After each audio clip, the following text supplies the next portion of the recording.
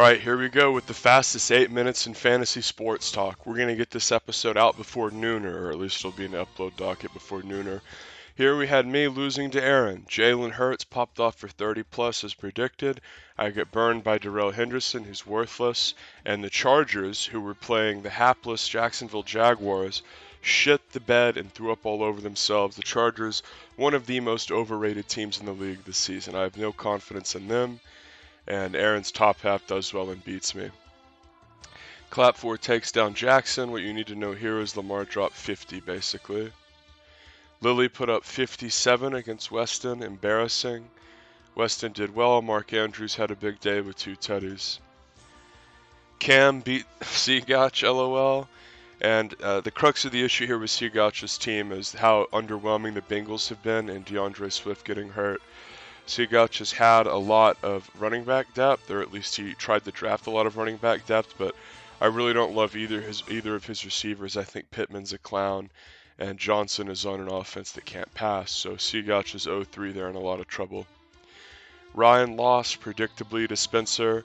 Tua got hurt, and if you remember, Tua got hurt last week. Well, this week, he got blasted, and you just had kvetching all over the league about, oh, the doctor was being duplicitous and there was 100% something shady going on. That's just reactionary garbage, you know. I know they shit can the doctor just to appease people, but like, it's just, if you think there's like a conspiracy going on to try to get Tua back in the game, I think that's a joke. But we can see here, Gesicki did nothing, Allen Robinson did nothing. Spencer wins. And here we have a shit show match where both teams deserve to lose, 70-69. And we can see Jared Allen, the only player who does even a little bit, Josh Allen rather. And for AB, it's a lot of flaccidness at the running back position. Aaron Jones ate shit, and Josh Jacobs, is this guy ever going to like start getting 15 points a week again? Doesn't feel like it. Vegas is in stunning free fall, and AB loses a big game, because now JP's 3-0. That was a fucking Tim Duncan bank shot of a game that he bricked, so that's brutal. So let's talk about the next week's matchups. Just starting out with me and Cam, this is a must game for me at 0-3, and the Chargers look bad, and Cam has a Charger-heavy team, although the Chargers are playing Houston. So Hebert and Eckler could still destroy me. I think Hebert's ribs are probably still bothering him a bit. But Saquon Barkley will probably have a good game against Chicago. And Scary Terry, I think, is probably going to reel in a touchdown versus Dallas. I think Cam will put up 90, but I will still win. Because whenever I look at my team, I got the Chargers defense, who have been utterly disappointing, but they're playing Houston. If they were ever worth starting, it was going to be in this matchup against Houston. I went Gay by going Matt Gay here. I picked him up instead of Prater, who's a rube and is on a somewhat dysfunctional team. Cliff Kingsbury is starting to be in the hot seat. George Kittle should be completely healthy. He's got to get a dozen. Diggs is the best fantasy receiver out there, and I'm not really sold on running backs, but I think Hurts is going to have another great game. It was a great pick by me to go for Hurts. He's really taken that next step and doesn't look like a lost college kid anymore. Giving myself a 195 victory over Cam. Lily playing the commish, and Montgomery is still hurt for clap 4, which is sort of bizarre. I mean, look at the fucking timer. It's 5 minutes till the game starts. LOL. But it's okay because he's playing fucking Rashad Henney and Breece Hall, so I don't think it'll matter.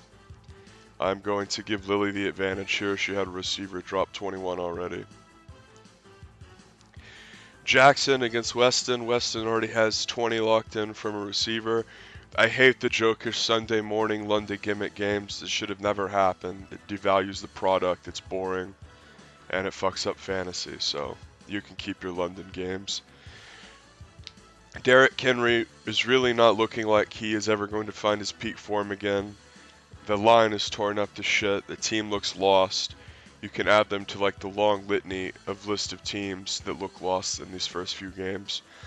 McCaffrey, questionable with the injury designation, and I don't like Mariota even though they're playing Cleveland. I think Cleveland wins that game easily. And when I look at this team, you just got to give it to Weston. So now we have Ryan and JP. Ryan's pretty much already dead because Tua's locked in 2 points. Remember, last week is when he got the first head injury, and then he locked in 2 this week. And Tyreek, he's probably still going to have value, but he's not going to be nearly as explosive. I was like trying to trade like both the Rams running backs and Najee Harris for fucking Tyreek Hill. I'm glad that didn't go through.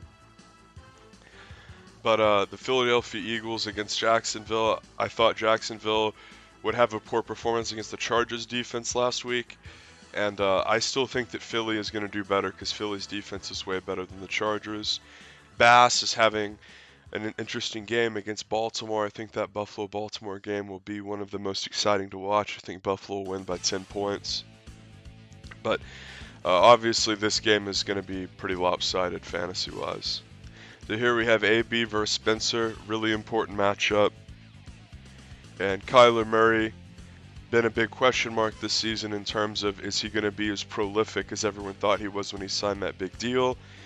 Jamal Williams going to be absolutely insane because Swift is hurt, so I expect Williams to drop 17. Nick Chubb, penciling him in for 17 as well. Kyle Pitts, a little bit gassed, still waiting for him to come into his own. And if we look at AB's team, I hate Lockett. Kelsey's god tier. He's locked in 12 from a receiver already.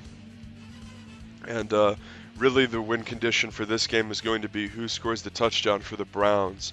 Because if Kareem Hunt can steal a couple from Chubb, then that's one big way that AB can potentially win. Aaron Jones has got to drop him a dozen, and Brissett has to be solid too. I'm giving it to Spencer this week, even though AB is projected to win. Rampy versus Christian, 2 teams that need a W badly. Rampy intelligently started Minnesota's kicker, who already got him 16. And TWIF Cousins, fraud. I still don't know why he's starting him. It just doesn't make any sense to me. Chimera's hurt this week. And I just don't like really anything about Aaron's team. I think that Seagouch is going to take it down. And despite his lack of receiving talent, I think Seagouch will probably win like 85-80. So that was the TWIF, the fastest 8 minutes in fantasy sports talk. Easy.